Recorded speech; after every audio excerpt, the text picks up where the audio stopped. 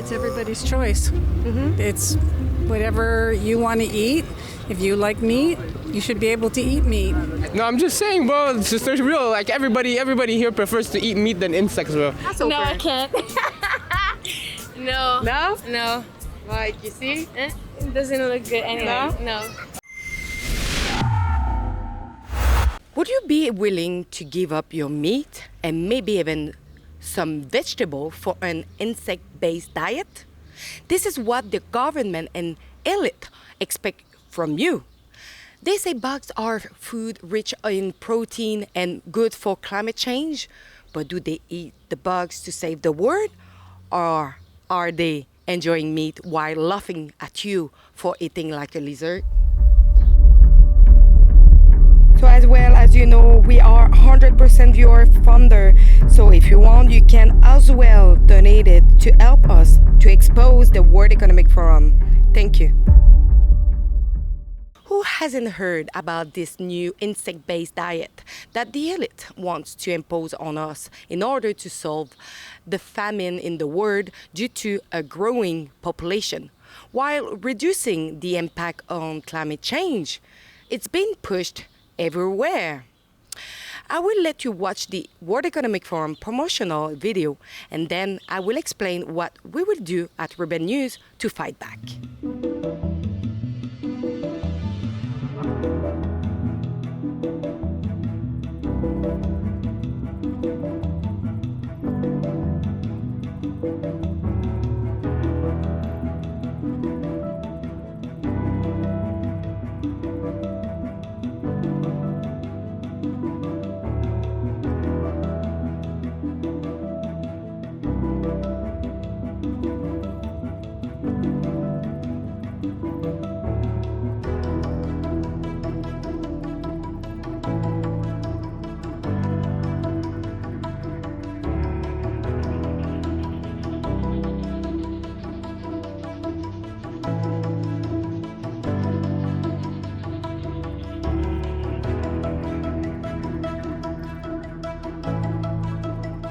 Push to eat bugs is part of the ideology of the 2030 agenda of the World Economic Forum, which is slowly being ingrained in the head of the population. Normalized thanks to the colonization of our government by the World Economic Forum. Klaus Schwab is the head of the World Economic Forum, and he bragged how his subversive WEF, World Economic Forum, has, quoted, infiltrated governments around the world. He said that his organization had penetrated more than half of Canada's cabinet. I was wondering, in the interest of transparency, could the member please name which cabinet ministers are on board with the WEF's agenda? My concern is the deputy. Order. I know that the member was in a really good question there, but the audio is really bad and the video is really bad as well.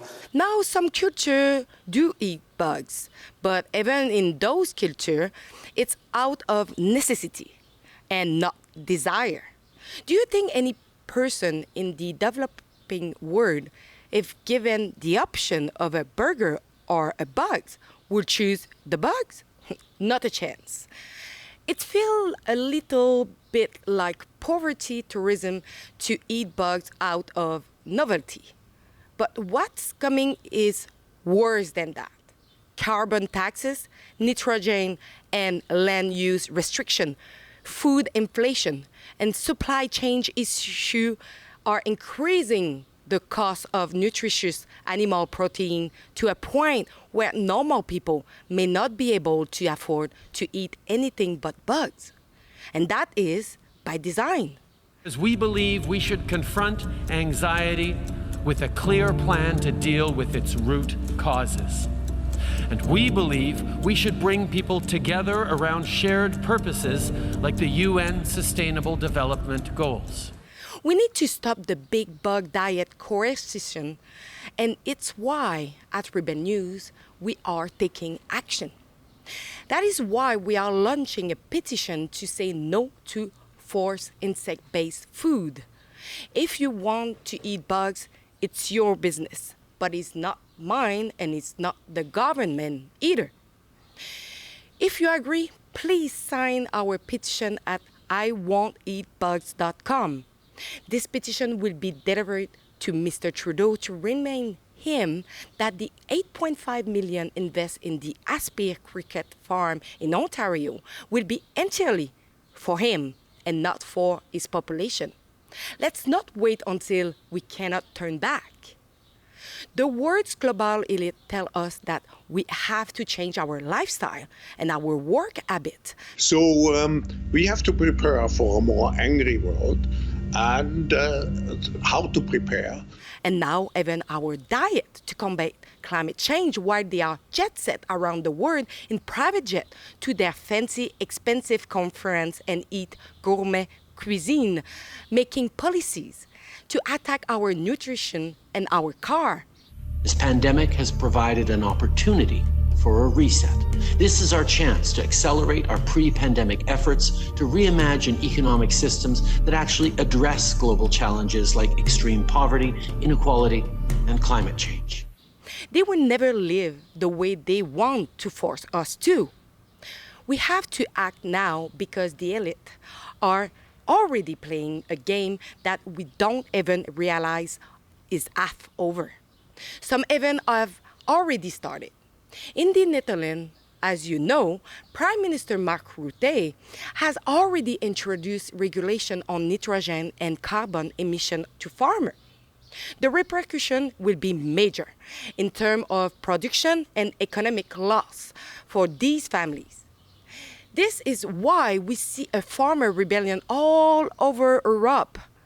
There will be fewer cattle, resulting in less beef and less dairy and a higher price in European grocery store.